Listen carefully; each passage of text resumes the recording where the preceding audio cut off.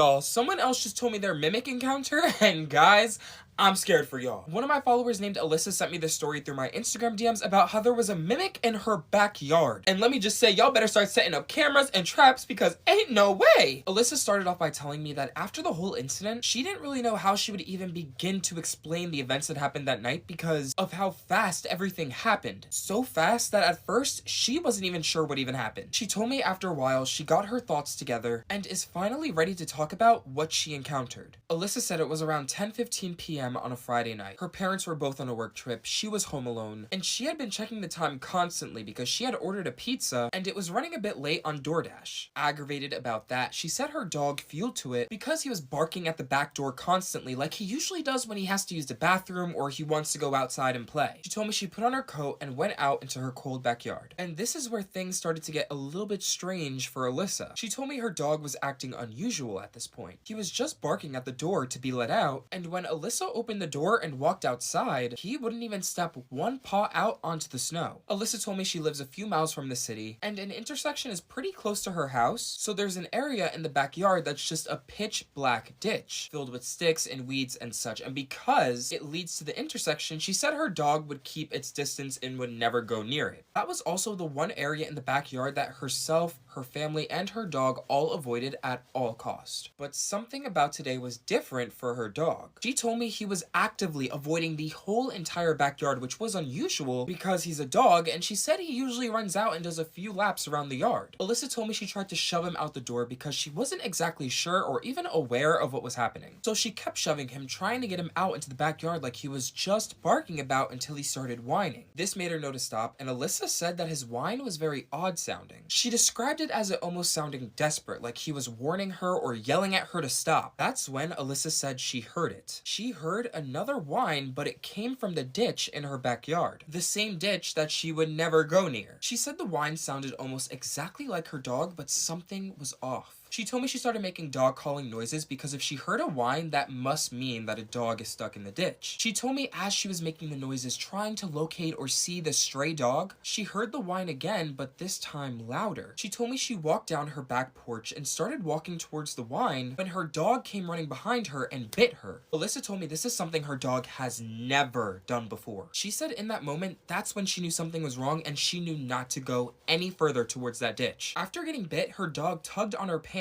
and ran back to the back door, indicating that she follows him. Alyssa did just that, but as she turned around to start walking back, Alyssa said she heard the whine again, but this time it was strange. She said it was like hypnotic. It wanted her to turn back around and walk towards that ditch. Alyssa told me it was like an urge she had to fight, but ultimately did not fall for it because she said with each whine, it sounded like a human was trying to mimic the sound of a dog whining. In that moment, she ran back to her back door on the porch and stood there waiting. She told me her mind was racing, thinking of so many things. Was it a bear? Was it some freak in her backyard playing a prank? Or was it something unknown? As she stood there looking out at her backyard, Alyssa told me she started to see movement. She said a sort of shadow in the bushes started swaying back and forth, and then she said it was almost as if this thing stopped and was looking straight at her. Alyssa said as she squinted her eyes and yelled out, "I'm calling the police," the figure ended up walking forward, revealing that it had no eyes, no face, and upon seeing this, it scared the living shit out of Alyssa, like she felt dizzy. She told me it did not look human, and that's when it started to make that whining noise again for the last time. She said she was frozen with fear, staring at this thing looking at her. At that moment, she got a sort of feeling that something terrible was gonna happen, and her dog mom instincts kicked in, and she threw both her dog and herself back in that house. She told me she slammed the door shut and immediately went upstairs, but that's not where things ended. She spent the rest of her night locked in her room with her dog under the cover with her. At one point in the night, she heard a knock at her front door and remembered the pizza that she had DoorDashed earlier, but whatever was in the backyard frightened her and her dog so much that she just left the pizza out there. She made sure there would be no opening of doors because God forbid that thing was waiting on this side of the house for her. She told me she stayed in her room till about 4 a.m. and was able to turn on a movie to calm herself down, and just as she was about to fall asleep, Alyssa told me she heard a faint scratching at her window. Scared to open her blinds, she paused the the movie and waited to hear something again. About 5 minutes later, Alyssa said what she heard next. She swears she was not hallucinating and is tired of pretending to herself that nothing happened. She heard a disgusting sort of gurgling noise and then a voice called out to her. The voice told her to unlock the window, but the voice sounded like herself. She told me in that moment she knew what to do. She pressed play on the movie, turned the volume up, and took a melatonin gummy. Alyssa told me it was the only thing that she could do because if not, she would have been up all night having a panic attack and she would not be able to get that under control. Fast forward now, ever since that night, Alyssa told me she hasn't felt safe in her own home. She feels as if she's still being watched, and when she brought it up to her parents, they did not believe her. Alyssa told me she hopes to never encounter this thing again because she believes it will find a way to finally get her.